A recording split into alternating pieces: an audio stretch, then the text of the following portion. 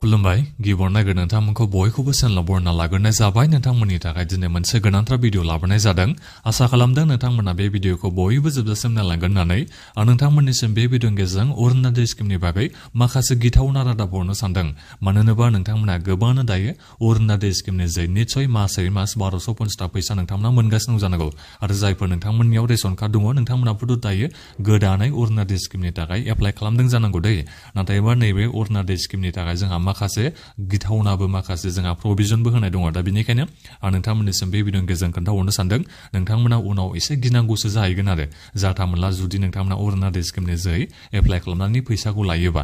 दा बेनिखायनो मा गिथावना रादाब दङ आं बिनि बागै खोन्थाहरनो सानदों। बयबो नोंथांमोना भिडिअखौल' जोबजासिम नायलांबानो जाबाय। दा बेनिफ्राय आंनि मोनसे खावलायनायबो थाग्रोबाय गिबियावनो नोंथांमोना गासिबो अननानै चेनेलखौ साबस्क्राइब खालामना लाग्रोलाय होननानै जाहाथे नोंथांमोना बेबादिनो भिडिअखौ मोननो हायो। नोंथांमोना नैबे अरुणाचल स्किमनि फर्मखौ मोजाङै नायगोन ना नायाखै दा? नाथायबा जोंहा बे अरुणाचलनि फर्मावनो जोंहा बेहाय माखासे गाइडलाइन्स होनाय दंखायोमोन। सेल्फ डिक्लेरेसन नोंथांमोना होनांगौमोन। जेरै नोंथांमोना बेहाय गावनि नाम, बैसोआ बेसेबां, फादारनि नाम बेफोरखौ नोंथांमोना गासिबो होनानै बेहाय नोंथांमोना सेल्फ डिक्लेरेसनखौ होनांगौमोन। दा बे सेल्फ डिक्लेरेसनखौ नोंथांमोना मोजाङै फरायनानै नायगोन ना नायाखैथाय नोंथांमोननि सायावसो बे सोनारसिगोन। नाथायबा नोंथांमोना नैबे 6 नाम्बार 7 नाम्बार आरो 8 नाम्बारनिखौ नोंथांमोना फरायनानै नायोबा नोंथांमोना बेखौ एसे मोजाङै मिथिना मोनगौमोन। दा बेवहाय जोंहा होनाय दङ 6 नाम्बाराव बेहाय होनाय दङ जुदि नोंथांमोना जायफोर एलिजिबिलिटि क्राइटेरियाखौ नोंथांमोना मिट खालामालासिनो, जायफोर नोंथांमोना जयग'था गैयालासिनो नैबे अरुणाचल स्किमनि थाखाय नोंथांमोना एप्लाइ खालामनानै जुदि नोंथांमोना फैसाखौ लाबाय थायोबा बेहाय जोंहा लिरना होनाय दंखायो नोंथांमोननिसिम क्रिमिनेल प्रसिडिं खालामगोन होननानै जोंहा बेहाय लिरना होनाय दङ। दा नोंथांमोना मिथिबाय जानांगौ जुदि जायफोर नोंथांमोना अरुणाचल स्किमनि फैसाखौ नोंथांमोना मोनथावा, जायफोर क्राइटेरियाखौनो मिट खालामा, जायफोर नोंथांमोना साख्रि अलानि जेनेबा न'खराव साख्रि थानाय मानसियाथ' अरुणाचल स्किमनि एप्लाइ खालामनो हाया नालाय, न'खराव साखा दंब्रै गारि थानायाथ' एप्लाइ खालामनो हाया नालाय। दा बेबायदिया नोंथांमोना जुदि एप्लाइ खालामनानै अरुणाचल स्किमनि फैसाखौ नोंथांमोना जायोबा गभर्नमेन्टआ नोंथांमोननि एगेन्स्टआव क्रिमिनेल प्रसिडिं खालामगोननो। अब्ला नोंथांमोना साननानै नायबानो जाबाय बे गिथावना मोनसे टार्म्स एन्ड कन्डिसन नंगौना नङा। दा बेनिखायनो नोंथांमोनखौ आं सिगांनिफ्रायनो बुंहरखादोंमोन नोंथांमोना जाथामोनला अरुणाचल स्किमनि थाखाय एप्लाइ खालामनो नाङा होननानै। न'खराव साख्रि बाख्रि गोना हले एप्लाइखौनो खालामखाथारनाङा। नोंथांमोना बे 1250 थाखा मासाव फैसा मोननायनि बदलाव नोंथांमोना नोंथांमोननि न'खरनि बे साख्रि आवलानि साख्रिया जुदि थांनांगौ जायोबा, साख्रिया जुदि गैया जायोबा अब्ला नोंथांमोना साननानै नायबानो जाबाय बेसेबां खहा गोनां जाहैगोन। दा बिनि अनगायैबो नोंथांमोननि एगेन्स्टआव क्रिमिनेल प्रसिडिं खालामगोन जाहैबाय। दा बेफोरखौ नोंथांमोना साननानै नायनानैसो अरुणाचल स्किमनि थाखाय बयबो एप्लाइखौ खालामदों जानांगौ। आरो जायफोर नोंथांमोना दायो मिथिना मोनबाय नोंथांमोना निस्सय गावबा गावनि नामखौ अरुणाचल स्किमनिफ्राय निस्सय बोख्लायना लागोनखौ आं बेखौ आसा खालामदों आरो। नङाबा उनाव जुदि सरकारा एगेन्स्टआव नोंथांमोननि एगेन्स्टआव क्रिमिनेल प्रसिडिं खालामोबा हले नोंथांमोना गिनांगौ जाहैगोन। दा बिनि अनगायैबो नोंथांमोना बेहाय नुदों जानांगौ नै जुदि नोंथांमोननि नैबे फैसा लानायखौ नुबाय थायोबा, जेनेबा नोंथांमोना गाइडलाइन्सआव गोलैयालासिनो नोंथांमोना अरुणाचल स्किमनि फैसाखौ मोनथावै मानसियानो जुदि अरुणाचल स्किमनि नोंथांमोना फैसाखौ लाबाय थायोबा आरो सरकारा मा खालामगोननो नोंथांमोननिफ्राय गासिबो फैसाखौ लाफिनजोबगोन। नोंथाङा बेसेबां मासनि फैसाखौ मोननो हादोंमोन, बेसेबां माससिम नोंथाङा अरुणाचल स्किमनि फैसाखौ मोनबाय थादोंमोन, दा बे फैसाखौ नोंथांमोना हरनायजों लोगोसेनो हरफिननांनायजों लोगोसेनो नोंथांमोननिफ्राय सुदबो लागोनसो जाहैबावबाय। अब्ला नोंथांमोना साननानै नायबानो जाबाय जायफोर नोंथांमोना क्राइटेरियाखौ मिट खालामालासिनो, एलिजिबिलिटि क्राइटेरिया गैयालासिनो नोंथांमोना जुदि अरुणाचल स्किमनिफ्राय फैसा लागासिनो दङबा, जेनेबा हमनानै लाबाय नोङो 10 माससो अरुणाचल स्किमनि फैसाखौ मोनबाय थाबाय, नाथायबा सरकारा नोंनि माबाखौ मिथिना मोनबाय नोङो जेनेबा माबाखौनो क्राइटेरियाखौनो मिट खालामा, नोङो मोनथावना नङा अरुणाचल स्किमनि जै होननानै सरकारा जुदि नोंखौ मिथिना मोनोबा नोङो बेसेबां अरुणाचल स्किमनिफ्राय फैसा मोनदोंमोन बेखौ सरकारा लांफिनगोन आरो सुदै मुलैसो लांबावगोन। अब्ला नोंथांमोना साननानै नायबानो जाबाय जेबो लाब गैया। नोंथांमोना जायफोर साख्रि आवलानि न'खराव जायफोर एप्लाइ खालामदों नोंथांमोनाथ' जोबोद गिनांगौ जाहैगोन उनाव। दाथ' जेबो मावथ'नाय नङा, नाथायबा इलेक्सननि उनाव बेफोर खामानिखौ आसाम सरकारा मावगोन बादि आरो। जोंहा बेहाय सेल्फ डिक्लेरेसन होदों नालाय, दा नोंथांमोनानो बे सेल्फ डिक्लेरेसनखौ होदों।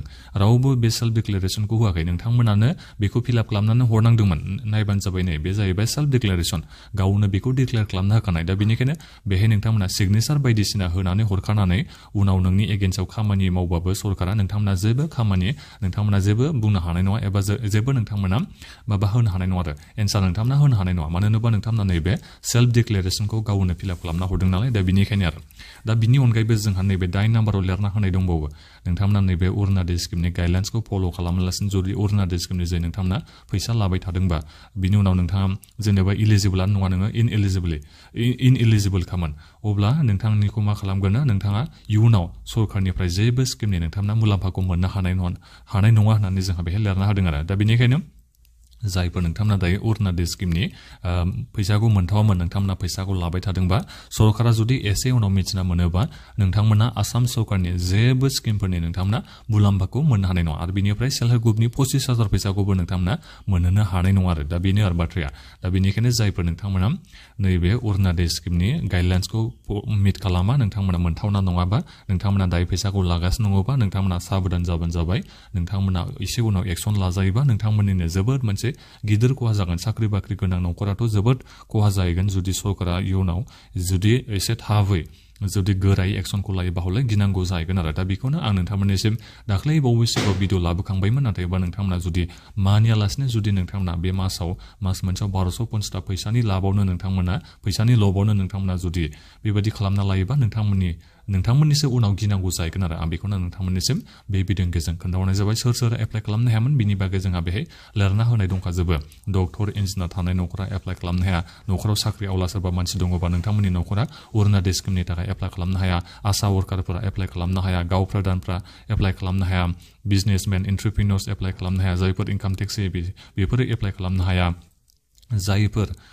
जायफोरनि न'खराव साखा थंब्रै गारि दं बिथांमोना अरुणोदय स्किमनि थाखाय एप्लाइ खालामनो हाया दा बेफोरबायदि एलिजिबिलिटि क्राइटेरिया गैयैफ्रा एप्लाइ खालामनो हायैयाव जुदि एप्लाइ खालामना नोंथांमोना लायोबा हले नोंथांमोना मिथिखाबाय मा सरकारा नोंथांमोननिसिम एक्सनखौ लागोन दा बेखिनियावनो नोंथांमोना दायो माबाफोर सोंनांगौ दङबा बे भिडिअनि कमेन्ट बक्सआव नोंथांमोना कमेन्ट खालामबानो जाबाय बे भिडिअखौ नोंथांमोना गासिबो शेयार खालाम आं नोंथांमोननिसिम आरो बेखौ जोबनायाव बुंहरबावदों जायफोर नोंथांमोना एलिजिबिलिटि क्राइटेरियाखौ फुलफिल खालामा एबा नोंथांमोना जयगथा नङा मोनथावना नङा नैबे अरुणोदय स्किमनि रेशन कार्ड थाबानोदि नोंथांमोना मोनगोन बेबोथ' नङा नोंथांमोना माखासे एलिजिबिलिटि क्राइटेरियाखौ मिट खालामनांगौ अब्लासो नोंथांमोना मोननो हायो दा नोंथांमोना अख्रानि एलिजिबिलिटि क्राइटेरिया गैयैयावनो एप्लाइ खालामना लायोबा उनाव जुदि सरकारा एक्सन लायोबा नोंथांमोननिसो गोबां खहा जाहैगोन आरो दा बेखौनो आं नोंथांमोननिसिम जोबनायाव आरोबाव खेबसे बुंहरबावनाय जाबाय दा बेखिनियावनो आं नोंथांमोननिसिम बयखौबो खावलायबाय बे भिडिअखौ नोंथांमोना गासिबो शेयार खालामना होनानै आरो बेनिफ्राय जाहाथे नोंथांमोना बेबायदिनो भिडिअ मोननो हायो बिनि थाखायबो नोंथांमोना गासिबो बे चेनेलखौ साबस्क्राइब खालामनानै लाबानो जाबाय दा बेखिनियानोमोन गोजोन्थों